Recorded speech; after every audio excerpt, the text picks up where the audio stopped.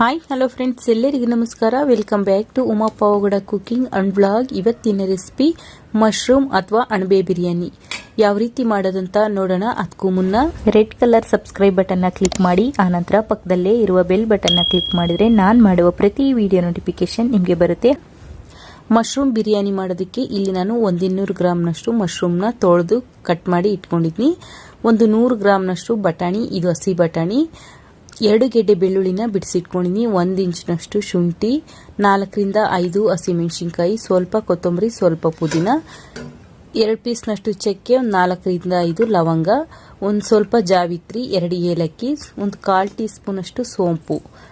ಇಲ್ಲಿ 2 ಈರುಳ್ಳಿನ ಚಿಕ್ಕದಾಗಿ ಕಟ್ ಮಾಡಿ ಇಟ್ಕೊಂಡಿದ್ದೀನಿ, 2 ಟೊಮೊಟೊ ಚಿಕ್ಕದಾಗಿ ಕಟ್ ಮಾಡಿ ಇಟ್ಕೊಂಡಿದ್ದೀನಿ, 2 ಟೇಬಲ್ ಸ್ಪೂನ್ ಅಷ್ಟು ಮೊಸರು, ಬಿರಿಯಾನಿ ಪೌಡ್ರು 1 ಟೇಬಲ್ ಸ್ಪೂನ್ ಅಷ್ಟು ಬಿರಿಯಾನಿ ಪೌಡ್ರು, 1 ಸ್ಪೂನ್ನಷ್ಟು ಧನಿಯಾ ಪೌಡ್ರು, ಒಂದು ಅರ್ಧ ಟೀ ಸ್ಪೂನ್ ಅಷ್ಟು ಖಾರದ ಪುಡಿ, 1/4 ಟೀ ಸ್ಪೂನ್ ಅಷ್ಟು ಅರಿಶಿನ, ರುಚಿಗೆ ತಕ್ಕಷ್ಟು ಉಪ್ಪು, ಒಂದು ಅರ್ಧ ಕೆಜಿ ಅಷ್ಟು ಅಕ್ಕಿ ತಗೊಂಡಿದ್ದೀನಿ, ನಾರ್ಮಲ್ ಸೋನಾ ಮಸೂರಿ ಅಕ್ಕಿ. ಮಾಡೋದಕ್ಕೆ ನೋಡೋಣ ಬನ್ನಿ. ಸ್ಟವ್ ಮೇಲೆ ಒಂದು ಕುಕ್ಕರ್ ಇಟ್ಕೊಂಡಿದ್ದೀನಿ. ಕುಕ್ಕರ್ ಬಿಸಿ ಆದಮೇಲೆ 2 ಸ್ಪೂನ್ ಅಷ್ಟು ತುಪ್ಪ, 2 ಸ್ಪೂನ್ ಅಷ್ಟು ಎಣ್ಣೆ ತುಪ್ಪ ಹಾಕಿ ಮಾಡೋದ್ರಿಂದ ತುಂಬಾ ರುಚಿಯಾಗಿರುತ್ತೆ ಬಿರಿಯಾನಿ.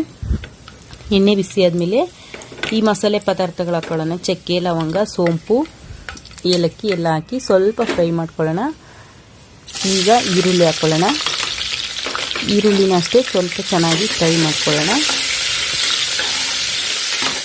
ಈರುಳ್ಳಿ ಎಲ್ಲ ಚೆನ್ನಾಗಿ ಫ್ರೈ ಆಗಿದೆ. ಈ ಟೈಮಲ್ಲಿ ನಾವು ಹಚ್ಚಿಟ್ಕೊಂಡಿರುವಂಥ ಟೊಮೊಟೊ ಹಾಕೊಳ್ಳೋಣ. ಟೊಮೊಟೊ ಹಾಕಿ ಸ್ವಲ್ಪ ಉಪ್ಪು ಹಾಕಿ ಚೆನ್ನಾಗಿ ಬಾಡಿಸ್ಕೋಬೇಕು ಎಣ್ಣೆಯಲ್ಲೇ. ಒಂದು ಗೊಜ್ಜು ಟೈಪ್ ಆಗಬೇಕು, ಅಲ್ಲಿವರೆಗೂ ಟೊಮೊಟೊನ ಚೆನ್ನಾಗಿ ಎಣ್ಣೆಯಲ್ಲೇ ಹುರ್ಕೋಬೇಕು. ನೋಡಿ, ಟೊಮೊಟೊ ಎಲ್ಲ ಚೆನ್ನಾಗಿ ಬೆಂದಿದೆ. ಇವಾಗ ನಾವು ಇದರಲ್ಲೇ ಹಸಿ ಬಟಾಣಿ ಮತ್ತು ಮಶ್ರೂಮು ಹಾಕಿ 2 ರಿಂದ 3 ನಿಮಿಷಗಳ ಕಾಲ ಚೆನ್ನಾಗಿ ಎಣ್ಣೆಯಲ್ಲೇ ಹುರ್ಕೊಳ್ಳೋಣ. ಅಷ್ಟರಲ್ಲಿ ನಾವು ಒಂದು ಮಿಕ್ಸಿ ಜಾರ್ಗೆ ಶುಂಠಿ, ಬೆಳ್ಳುಳ್ಳಿ, ಕೊತ್ತಂಬರಿ, ಪುದೀನ, ಹಸಿಮೆಣಸಿನಕಾಯಿ ಹಾಕಿ ಸ್ವಲ್ಪ ನೀರು ಹಾಕಿ ನುಣ್ಣಗೆ ರುಬ್ಕೊಬರೋಣ. ಇದು 2 ರಿಂದ 3 ನಿಮಿಷಗಳ ಕಾಲ ಎಣ್ಣೆಯಲ್ಲಿ ಚೆನ್ನಾಗಿ ಹುರ್ಕೊಂಡಿದ್ವಿ. ಈ ಟೈಮಲ್ಲಿ ನಾವು ರುಬ್ಬಿರೋವಂಥ ಮಸಾಲೆ ಹಾಕ್ಕೊಳ್ಳೋಣ. ಹಾಕಿ ಈಗ ಸ್ಪೈಸಸ್ ಮಸಾಲೆ ಹಾಕೊಳ್ಳೋಣ. ಬಿರಿಯಾನಿ ಪೌಡ್ರು, ಧನಿಯಾ ಪೌಡ್ರು, ಅಚ್ಕಾರದ ಪುಡಿ ನಿಮ್ಮ ಖಾರಕ್ಕೆ ಅನುಗುಣವಾಗಿ ಹಾಕೊಳ್ಳಿ. ಮುಂಚೆನೇ ಹಸಿಮೆಣಸಿನಕಾಯಿ ಹಾಕಿರ್ತೀವಿ, ನೋಡಿ ಮಾಡಿ ಹಾಕೊಳ್ಳಿ. ಹಾಕಿ ಇದರಲ್ಲೇ ಈಗ ಮೊಸರು ಹಾಕ್ಕೊಳ್ಳೋಣ. ಹಾಕ್ಬಿಟ್ಟು ಚೆನ್ನಾಗೆಲ್ಲ ಒಂದು ಮಿಕ್ಸ್ ಕೊಟ್ಟು ಈಗ ಇದನ್ನ ಎಣ್ಣೆ ಬಿಡೋವರೆಗೂ ಫ್ರೈ ಮಾಡ್ಕೋಬೇಕು. ಸ್ಟವ್ ಸಣ್ಣ ಉರಿಯಲ್ಲೇ ಇರಲಿ. 2 ರಿಂದ 3 ನಿಮಿಷಗಳ ಕಾಲ ಇದನ್ನ ಫ್ರೈ ಮಾಡ್ಕೋಬೇಕು. ಅಷ್ಟರಲ್ಲಿ ನಾವು ಅಕ್ಕಿ ತೊಳ್ಕೊಬರೋಣ. ನೋಡಿ, ಚೆನ್ನಾಗೆಲ್ಲ ಎಣ್ಣೆ ಎಲ್ಲ ಬಿಟ್ಟಿದೆ, ಮಸಾಲೆನೂ ಹಸಿ ಸ್ಮೆಲ್ಲೆಲ್ಲ ಹೋಗಿದೆ. ಈ ಟೈಮಲ್ಲಿ ನೀರು ಹಾಕ್ಕೋಬೇಕು. ಬಿಸಿನೀರು ಹಾಕ್ಕೊಳ್ಳಿ. ಬಿಸಿನೀರು ಹಾಕೋದ್ರಿಂದ ಬೇಗ ಆಗುತ್ತೆ ಮತ್ತು ಉಡಿಯಾಗಿ ಅನ್ನ ಆಗುತ್ತೆ. ನಾನು ಸುಮಾರು ಇಲ್ಲೊಂದು ಅರ್ಧ ಕೆಜಿಯಷ್ಟು ಅಕ್ಕಿ ತೊಗೊಂಡಿದ್ದೀನಿ. ಅದಕ್ಕೆ ಸುಮಾರು ಒಂದು 950 ml ಅಷ್ಟು ನೀರು ಹಾಕ್ಕೊಳ್ತಾ ಇದ್ದೀನಿ, ಬಿಸಿ ನೀರು. ಇದು ಕುದಿ ಬರಲಿ, ಆಮೇಲೆ ಅಕ್ಕಿ ಹಾಕ್ಕೊಳ್ಳೋಣ. ನೋಡಿ, ಚೆನ್ನಾಗಿ ಕುದಿ ಬಂದಿದೆ. ಈ ಟೈಮಲ್ಲಿ ತೊಳೆದಿಟ್ಟಿರುವಂಥ ಅಕ್ಕಿ ಹಾಕ್ಕೊಳ್ಳೋಣ.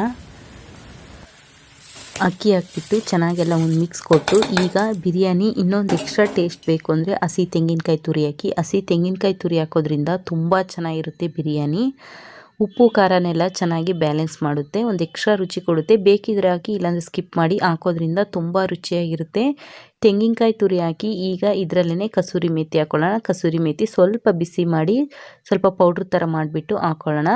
ಹಾಕಿ ಚೆನ್ನಾಗೆಲ್ಲ ಒಂದು ಮಿಕ್ಸ್ ಕೊಟ್ಟು ಈಗ ಕುಕ್ಕರ್ ಲಿಡ್ನ ಕ್ಲೋಸ್ ಮಾಡಿ 2 ವಿಜಲ್ ಕೂಗಿಸ್ಕೊಳ್ಳೋಣ. ನೋಡಿ, 2 ವಿಜಲ್ ಆಗಿದೆ, ವಿಜಲ್ನು ತಣ್ಣಗಾಗಿದೆ. ಈಗ ಲಿಡ್ನ ಓಪನ್ ಮಾಡೋಣ.